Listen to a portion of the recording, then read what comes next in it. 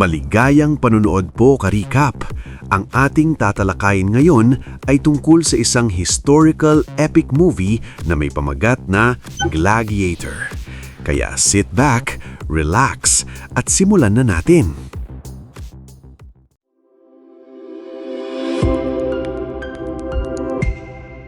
Ang Gladiator ay isa sa mga pelikulang talagang pinapanood mo kapag kailangan mong makaramdam ng tapang. Sigurado itong magpapatibok ng dugo mo. Ikinukwento nito ang buhay ng isang tinitingalang general ng Roma na buong tapang nakikipaglaban sa digmaan, handang ipagtanggol ang kanyang bansa hanggang kamatayan. Ngunit hindi niya hinahangad ang kapangyarihan. Ang tanging nais niya ay makauwi matapos ang digmaan at muling makapiling ang kanyang asawa at anak.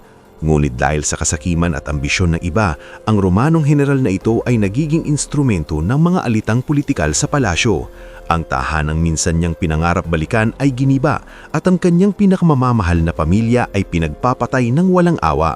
Siya ngayon ay nagiging alipin, isang mandirigmang ipinaglalaro sa arena ng mga gladiator. Bilang isang alipin, si Maximus na minsan ay tinitingalang general ay naghahangad na muling makuha ang kanyang dangal at hustisya. Para sa akin, ito ay pelikulang dapat mapanood ng bawat lalaki. Nagsisimula ang pelikula sa kasagsagan ng Imperyong Romano. Mula sa mga disyerto ng Aprika hanggang sa pinakahilagang bahagi ng Inglaterra, lahat ay nasa ilalim ng kapangyarihan ng Roma. Isang katlo ng populasyon ng mundo noon ay nasa kamay ng emperador. Ngunit si Marcus Aurelius ay hindi nasisiyahan sa kasalukuyang kalagayan. Sanay siya sa mga pananakop at ngayon ay itinututok niya ang kanyang paningin sa mga barbaro ng Germania. Hindi niya alam na ang labang ito ay tatagal ng 12 taon. Bagamat malaki ang naging lugi ng Roma, tila nalalapit na ang tagumpay dahil naubos na ang mga tribong Germanic. Isa na lang na panalo at magtatamasana ng kapayapaan ng imperyo. Ngunit ngayong tumatanda na si Marcus Aurelius, ayaw niyang magsayang pa ng buhay ng mga sundalo. Ipinadala niya ang kanyang mensahero upang makipagkundo sa mga barbaro habang ang buong hukbo ay naghihintay ng sagot sa gitna ng digmaan. Ang bida ng ating kwento ay si Maximus, ang tanyag na general na hinahangaan ng lahat. Mula sin siya'y sumali sa hukbo, mabilis siyang umangat dahil sa husay sa espada at determinasyon sa bawat laban. Dahil sa kanyang mga tagumpay, siya ay kinikilalang pinakamagitim na mandirigma ng Roma, huwaran ng bawat sundalo at sandalan ng bawat mamamayan. Pero sa kabila ng karangalang ito, ang tanging hangarin ni Maximus ay makauwi sa kanyang pamilya at mamuhay ng tahimik. Tuwing gabi sa kampo ng hukbo, napapanaginipan niya ang matabang bukirin sa kanilang tahanan. Sa huling laban na ito, pinatatag niya ang loob niya. Kailangan niyang magtagumpay at makabalik.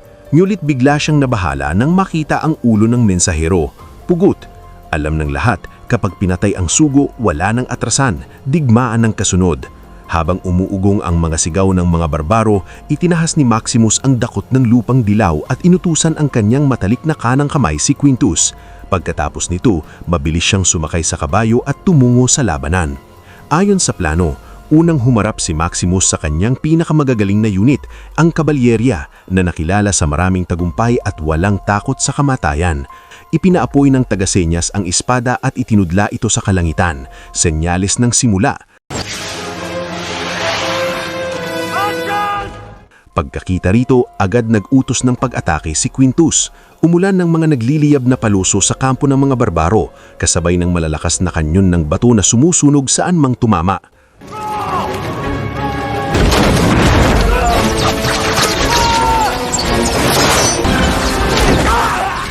Sa isang iglap, bumagsak ang napakaraming kalaban.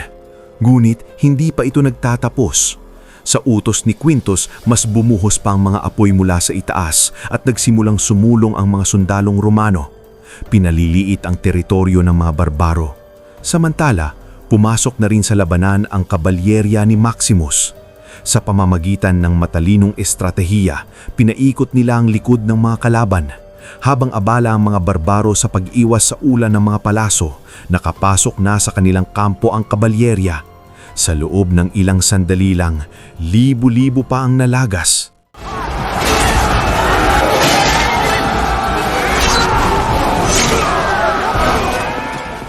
Habang nagiging dikitang labanan sa gitna ng digmaan, tumigil ang mga mamana at ang mga makinarya sa pang-atake. Unti-unti silang lumapit sa gitna ng labanan. Napalibutan na ang mga barbaro. Wala na silang matakbuhan. Ngulit ang labanan ng harapan ang tunay na larangan ng mga barbaro. Walang takot nilang hinarap ang kabalyerya, pinakawalan ng kanilang mabangis na lakas. Maraming sundalong Romano ang nabuwal sa kamandag ng kanilang bangis. Subalit dahil sa dami at estratehiya ni Maximus, nagawang buksan ng kabalyerya ang madugong daan tungo sa tagumpay. Nalipol ang karamihan sa mga kalaban. Bagaman marami ring kapatid sa armasang nagbuwis ng buhay, wala nang panahon para magluksa. Tagumpay ang natamo at nagsigawan sa galak ang mga nakaligtas. Nang matiyak ni Marcus Aurelius na ligtas ang kanyang mga general, bahagya siyang bumuntong hininga ng ginhawa.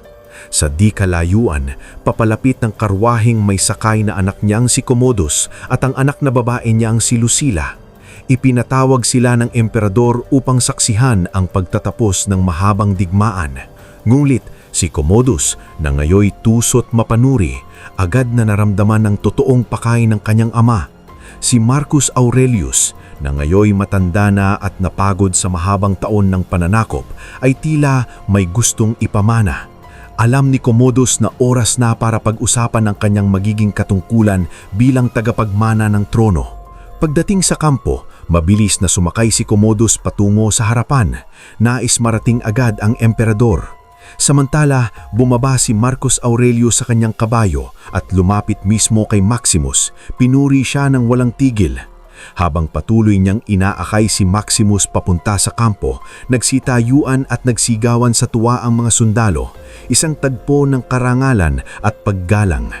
Ngunit nang dumating si Commodus at nasaksihan kung paanong pinagtuturingan ng ama si Maximus, nag-alab ang kanyang galit. Gayunman, itinago niya ito sa ilalim ng pilit ng ngiti, sapagkat nakasalalay dito ang kanyang pag-akyat sa trono. Lumapit siya kay Maximus at niyakap ito sa pakitang loob. Pagkatapos, inalok niyang tulungan ng kanyang ama pabalik sa tolda, mulit tinanggihan ni Marcus Aurelius.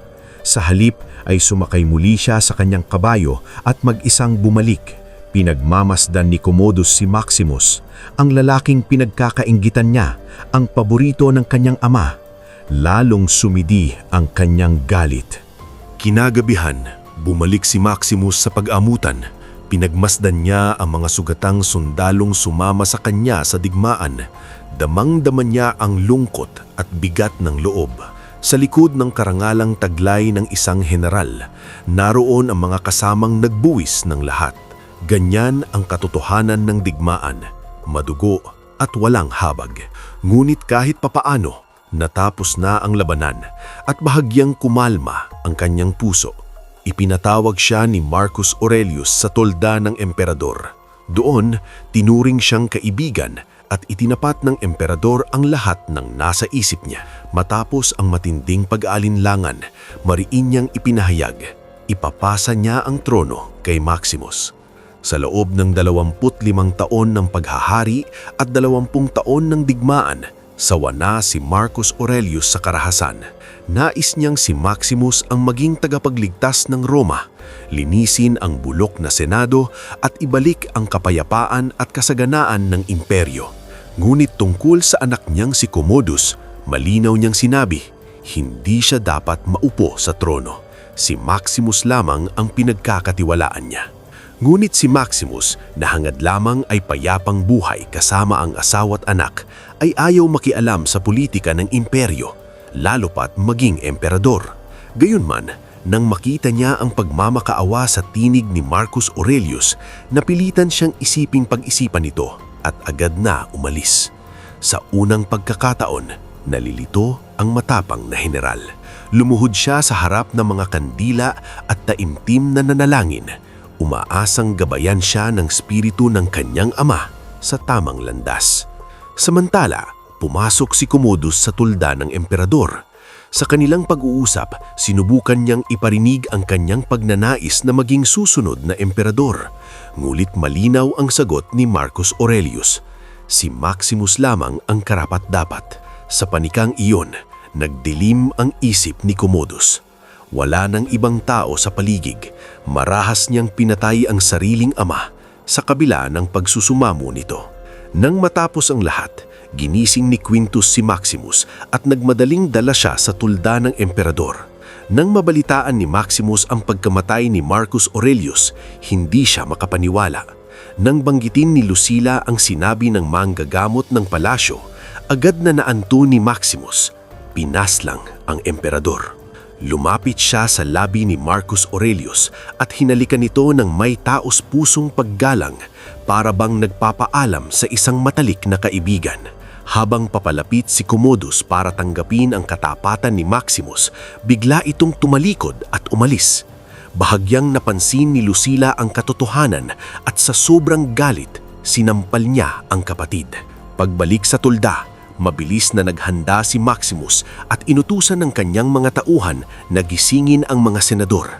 Ipinagdiinan niyang kailangan magkaroon ng paliwanag ngayong gabi mismo tungkol sa nangyari kay Marcus Aurelius. Ngulit lingid sa kanyang kaalaman, ipinagkanulo na siya ng taong pinagkakatiwanaan niya, si Quintus. Tinawag ni Quintus ang mga gwardya, ipinahuli si Maximus at hayagang sinabi, ipapapatay siya bago sumikat ang araw. Samantala, ipinadala na ni Commodus ang kanyang mga tauhan patungo sa tahanan ni Maximus upang puksain ang anumang maaaring banta sa kanyang pamumuno. Sa kabundukan, napaligiran si Maximus. Ipinag-utos ni Quintus sa 4 na piling sundalo na siya'y patayin, ngunit hindi niya lubos na naunawaan ang tatag at tapang ni Maximus. Sa harap ng kamatayan, biglang umatake ang general. Ginamit niya mismo ang mga sandata ng kaaway. Pinaslang ang mga tagapagpahirap niya, isa-isa.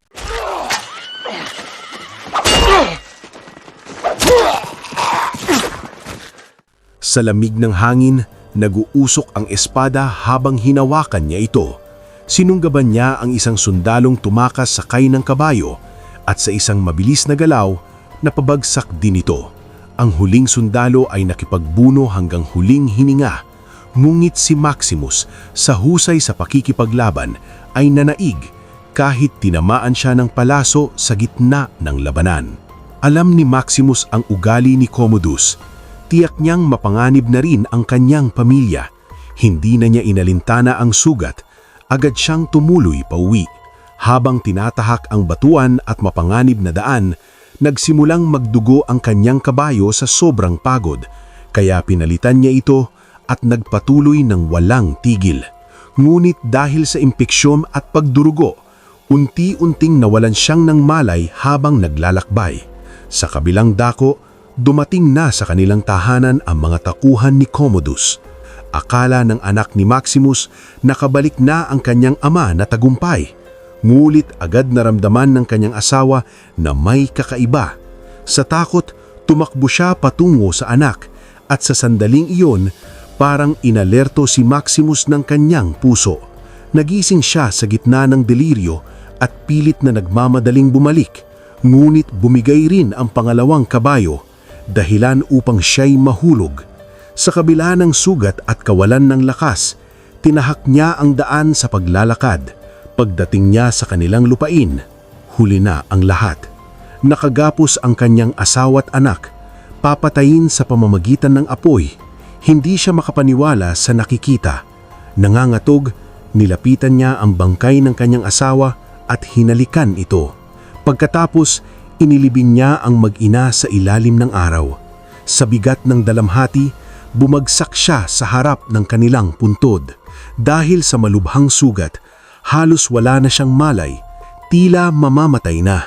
Ngunit sa kabutihang palad, nadaanan siya ng isang grupo ng mga mangangalakal.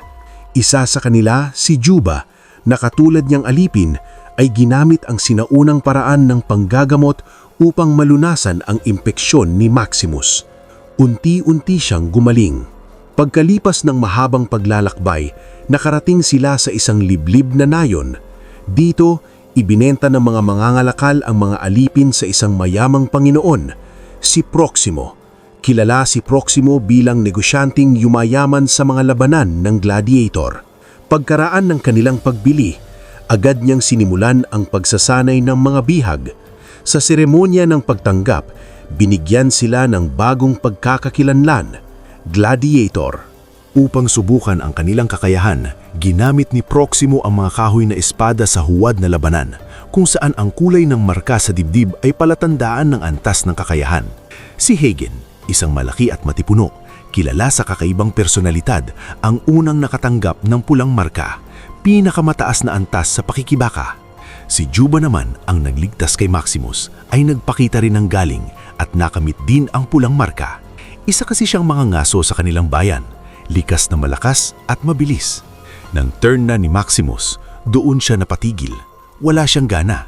Paano siya makikipaglaban bilang isang alipin, gayong dati siyang general? Ang alaala ng pagkamatay ng kanyang asawa at anak ay bumabalot pa rin sa kanyang puso. Sa kabila ng lahat, hindi pa rin kayang tanggapin ni Maximus ang kanyang pagbagsak. Hindi siya makapaniwalang mula sa pagiging dakilang general, ngayon ay alipin na lamang siyang ginagamit para sa kasiyahan ni Proximo. Napansin ni Proximo ang dangal at yabang sa mga mata ni Maximus, isang apoy na hindi kayang patayin ng pagkaalipin. Kaya't itinigil muna ni Proximo ang pagsasanay sa araw na iyon. Hati ang 12 gladiator sa 2 grupo, 6 na may espada at 6 na may kalasag. Simple lang ang kanilang layunin, mabuhay sa arena.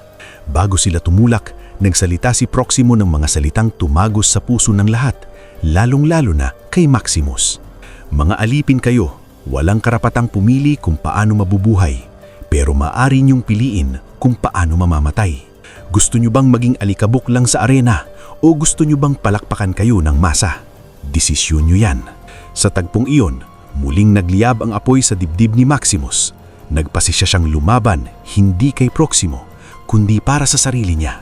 Kahit ang pinakamadakilang general ay maaring bumagsak sa pinakamaruming arena, tapak-tapakan ng masa.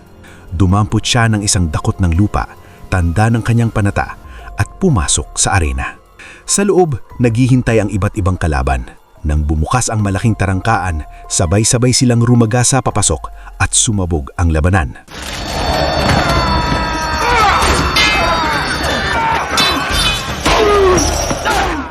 Ang mga natigilan sa takot ay agad natigok. Ang mga may espada na may sumabak ng buong lakas. Si Hagen, ang damuhalang mandirigma, ay nagpagulong ng espada ng walang takot, pinapatay ang sino mang tumapat. Si Maximus, may bagsik ng kulog sa bawat suntok at sayad ng espada, ay tumarak sa mga kalaban ng mabilis at piyak.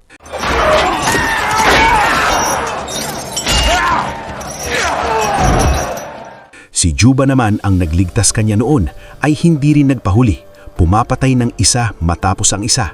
Magkasabay nilang nilipol ang natitirang mga kalaban.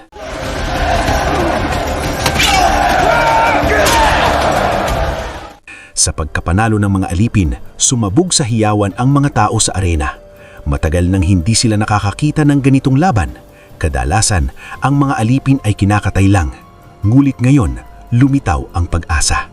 Ang sigawan ng mga tao ay umalingaw-ngaw, at para kay Maximus, para siyang muling nasa larangan ng digmaan.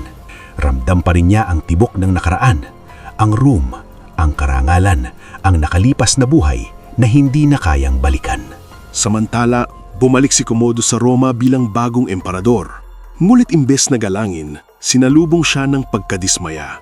Walang nagawa ang kanyang mula salita at plano sa mga mamamayan.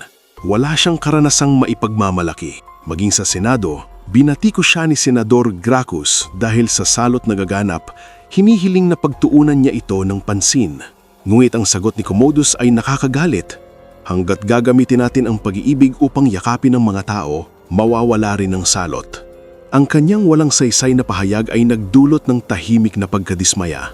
At nang patuloy siyang kinontra ni Gracchus, halos bunutin na ni Commodus ang kanyang espada kung hindi pa siya pinigilan ni Lucila na maagap na sumalo ng dokumento at iniligtas siya sa kahihiyan. Pagkatapos sa silid ni Commodus, bumulwak ang galit niya. Gusto niyang tanggalin ang buong Senado at akuin ang lahat ng kapangyarihan. Ngulit bumulmong si Lucila, mahinahon ngunit may babala. Kung bubuwagin niya ang Senado ngayon, tiyak na lalaban ang bayan. Kaya pinigilan muna ni Commodus ang sarili. Naghihintay ng tamang pagkakataon.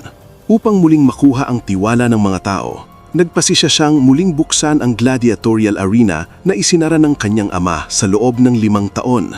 Ipinasya niyang magdaos ng engranding palaro ng 1,050 araw.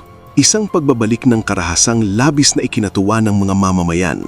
Galit ang mga senador, ngulit wala silang magawa. Bawat isa ay binabantayan ng mga sundalo ni Commodus. Sa kabilang panig ng imperyo, lalong sumikat si Maximus sa arena. Ang bansag sa kanya, The Spaniard. Maging si Proximo ay nakisabay sa kasikatan at inihanda ang isang espesyal na labanan para sa kanya. Pagpasok sa arena, hinarap ni Maximus ang 7 mandirigmang sandatahan. Lahat ay bihasa at mabagsik. Tulad ng isang hayop na bihag at gutom sa hustisya, ibinuhos ni Maximus ang buong puot sa bawat hampas ng espada. Dinadala niya ang sugat ng nakraan, ngunit ngayon, bawat hampas ay sigaw ng paghihinggati.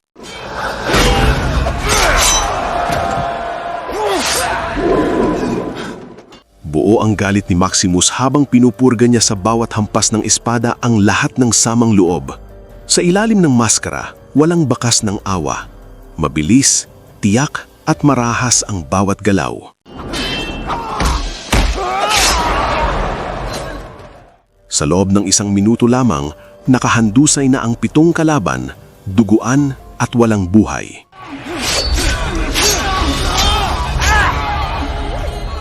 Lumapit si Proximo, taglay ang paghanga. Nakita niya sa mga mata ni Maximus ang sarili niya noon, isang dating alipin na umangat bilang pinakadakilang gladiator sa arena. Ikinuwento niya na minsang siyang tinanghal ng dating emperador, si Marcus Aurelius, at dahil sa gantimpalang espada, napanalunan niya ang kalayaan matapos ang di mabilang na laban. Subalit nang nakita ni Marcus Aurelius ang kawalang saysay at pagdanak ng dugo sa mga labanan, isinara niya ang mga arena, tanda ng kanyang hangarin na magkaroon ng kapayapaan. Ibinahagi rin ni Proximo ang balita.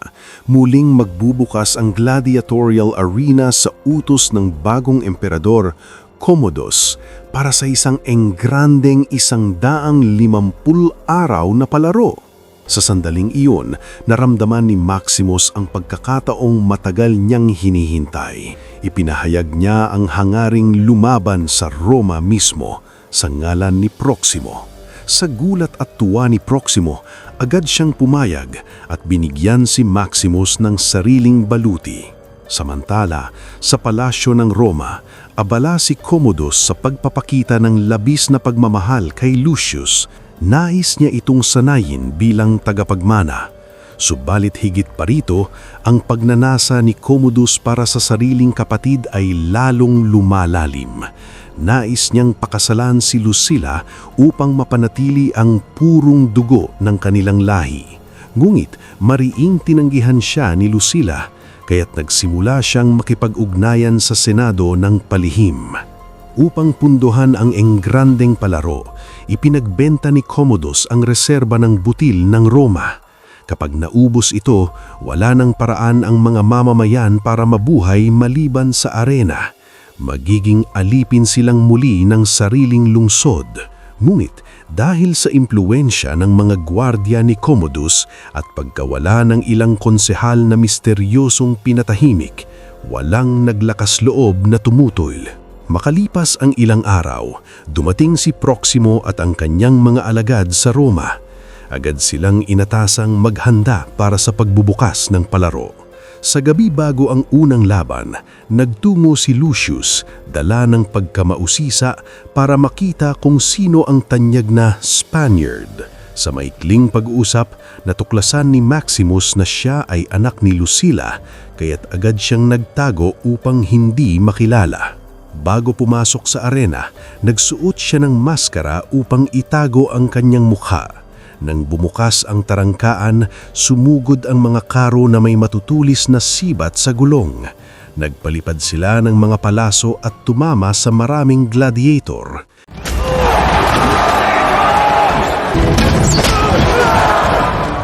Mabilis na sumigaw si Maximus, magtipon at bumuo ng hanay. Pinamunuan niyang bumuo ang lahat ng depensang pader ng mga kalasag. Sa utos niya, sinagupa nila ang mga karo hanggang sa tuluyang mapabagsak ang mga ito.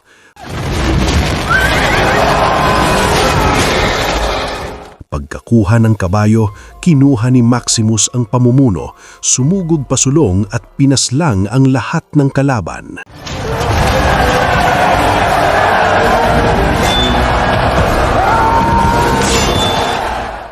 Umalab ang arena, 50,000 manonood ang sabay-sabay na nagsisigawan sa tuwa. Hindi pa sila nakakakita ng ganitong laban pinamunuan ng iisang gladiator. Dahil sa kanyang tapang at husay, tinawag siya ng lahat bilang White Horse Gladiator. Ngunit sa mismong arena, hindi alam ni Commodus na si Maximus ay naghihintay ng sandali upang maghiganti. Nang halos matamaan siya ng sibat, napilitan si Maximus na ipagpaliban ang pagpatay sa emperador. Pagdating ni Commodus sa arena, tahimik na pumilot si Maximus ng sirang espada, handang wakasan ang lahat. Ngunit biglang dumating si Lucius, tumayo sa harapan ng emperador. Sa harap ng libo-libong manonood, napilitan si Maximus na umatras. Hindi natuwa si Commodus. Sa galit, inutusan niyang tanggalin ni Maximus ang maskara. Dahan-dahan itong hinubod ng gladiator at lumitaw ang mukha ng general na matagal ng patay sa paningin ng lahat. Nabigla si Commodus, tila nakakita ng multo ng nakaraang araw. Agad pumwesto ang mga gwardya upang lusubin siya, ngunit napigilan ni Commodus ang sarili. Alam niyang kung papatayin niya sa harap ng sambayanan ang mandirigmang kanilang sinasamba, maaaring siya naman ang pagbalingan. Kaya't inangat niya ang kamay bilang senyas ng pagtanggap. Sa pagkakilala ng mga tao na buhay ang dakilang general, umalingaw-ngaw ang mga sigaw sa loob ng arena. Maximus! Maximus! Ang tinig ng masa ay nagpatibok muli sa puso ni Lucila. Siya'y napaluha. Ang tao na minsang minahal at inakala niyang nawala, naroon, muling bumabalik bilang pag-asa ng Roma. Sa matinding galit ni Commodus, nilinlang siya ng sarili niyang mga tauhan at nakita pa niyang ang isang dating alipin, si Maximus, ay hinahangaang parang bayani ng mga tao. Di niya na napigilan ng kanyang puot. Binuwal at binasag niya ang estatwa ni Marcus Aurelius, tanda ng kanyang sukdulang paghihinting sa nakaraan. Kinabukasan, maagang kumilos si Commodus. Ipinabitan niya ang matalik na tauhang tagasunod ni Quintus sa poste ng parusa. Hinihintay na lumabas si Maximus at magbigay ng paliwanag. Ngunit wala talagang alam si Quintus. Walang magawa kundi panoorin kung paano pinatay sa harap niya ang sariling kaibigan. Pagsapit ng tanghali, ipinatawag ni Commodus ang walang talong mandirigma ng kasaysayan ng Roma, si Tigris of Gaul, upang tiyakin mapapatay si Maximus sa harap ng lahat. Si Tigris, 2 palako lang sandata at mga talim sa likod, ay mabilis na nakalamang sa labanan. Ngulit sa utos ng emperador, pinakawalan din ng 3 tigre sa arena. Pinaigting ang panganib ni Maximus. Sa harap ng walang kasiguruhang kapalaran, hindi siya umatras. Nang maagaw ng mga tigre ang pagkain, sinalubong niya ang pagkakataon. Tinaga at pinatay ang isa sa kanila sa isang mabilis na saksak.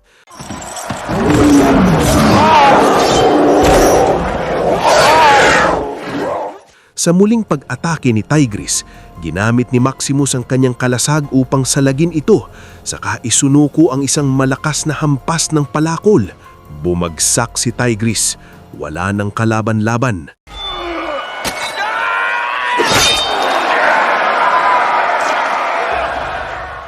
Habang nagsisigawan ng madla sa labis na kasiyahan, hindi kailanman pinili ni Maximus ang kadakilaang nakabatay sa dugo.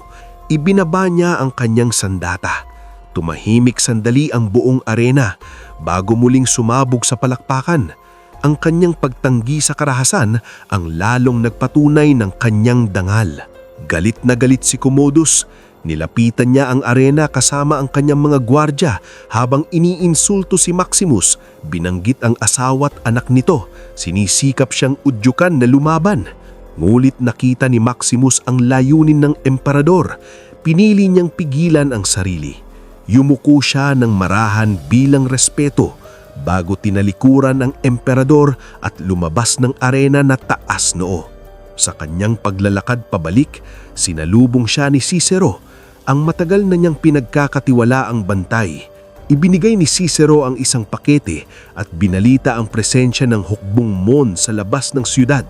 Pagbukas ni Maximus, nakita niya ang mga lutong likha na gawa ng ludad, mga anyong isinama niya sa bawat panalangin para sa kanyang asawa at anak noong nasa kampanya pa siya.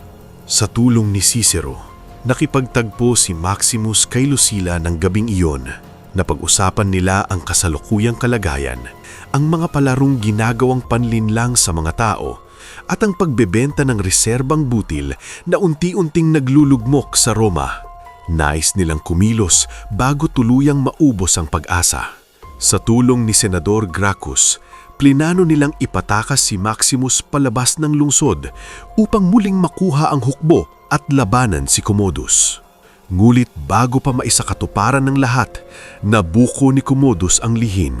Sa pamamagitan ni Lucius, napilitan si Lucila na sabihin ng buong plano. Kinagabihan, sinalakay ng mga gwardya ni Commodus ang kampo ni Proximo.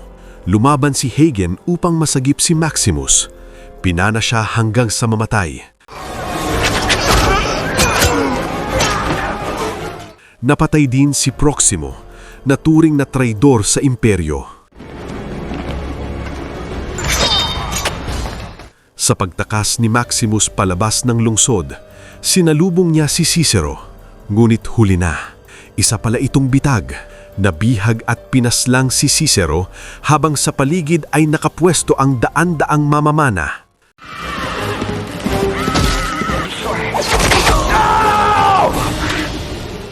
Sa umagang sumunod, ipinadakip naman si Senador Gracchus.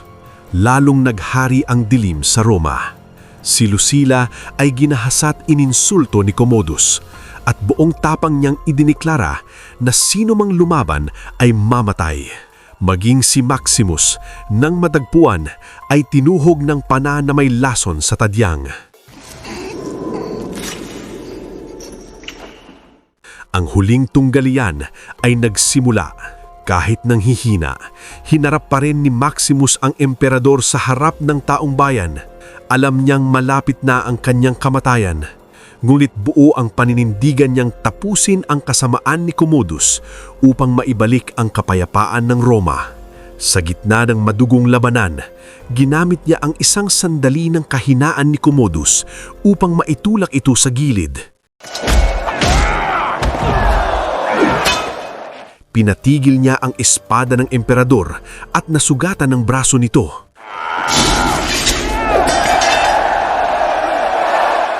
Sa desperasyon, sumigaw si Commodus kay Quintus, "Sandata! Ibigay ninyo ang sandata!" Ngunit sa puntong iyon, nakita ni Quintus ang sakripisyong ginagawa ni Maximus. Para sa Roma, hindi para sa sarili. Kaya sa unang pagkakataon, sinuway niya ang emperador. Walang papasok, ilagag ang armas. Utos niya sa mga kawal. Nag-iisa at sugatan, tuluyang nawalan ng laban si Commodus. Sa kanyang huling hininga, ibinaba ni Maximus ang espada. Tinitigan ang taong sumira sa lahat at sa isang mabilis na galaw, natapos ang emperador.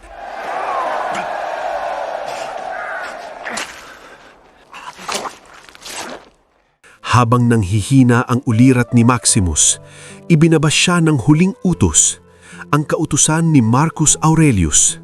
Palayain ang mga walang kasalanang binlanggo at ibalik ang kapangyarihan sa Senado. Nakangiti siyang tumingin sa malayo, sa larawan ng kanyang asawang Maria at ng kanyang anak na kumakaway sa kanya sa parang ng trigo. Sa wakas, nakamit niya ang inaasam na kapayapaan. Ang general na naging alipin, ang alipin na naging mandirigma, at ang mandirigmang nagligtas ng Roma. Si Maximus Decimus Meridius, ang tunay na bayani ng imperyo. Bumagsak si Maximus. Sa wakas, tuluyan na siyang nagpahinga. Sa kabilang dako, nagkita silang muli ng kanyang asawa at anak sa isang mundong payapa, malayo sa dugo at digmaan. Lumuhod si Lucila sa tabi ng kanyang labi. umiiyak sa lungkot at paghanga sa lalaking minsang minahal at nagligtas sa Roma. Ipinagkaloob niya kay Maximus ang pinakamataas na parangal. Inilibing siya ng may dangal ng isang bayani. Si Juba, na ngayoy malaya na, ay ibinaon sa buhangin ng arena ang mga lutong luhang luwad, tanda ng mga panalangin ni Maximus para sa pamilya niyang pumanaw. Doon, sa parehong lugar kung saan nagtapos ang kanyang laban, muling nagsimula ang kanyang katahimikan. At dito nagwawakas ang kwento ni Maximus Decimus Meridius, ang general na naging alipin, ang alipin na naging mandirigma, at ang mandirigmang nagligtas ng Roma. Isang obra maestrang pelikula na nagpapaalala sa atin, ang tunay na karangalan ay hindi nasusukat sa kapangyarihan, kundi sa tapang at puso ng isang tao. At dito nagtatapos ang pelikula, mga ka-recap. Kung nagustuhan nyo ka-recap ang movie recap natin ngayon, ay inaanyayahan kita na mag-subscribe at pakipindot na din ang notification bell para palagi kang updated sa mga susunod naming videos. Maraming salamat sa panonood. Hanggang sa muli!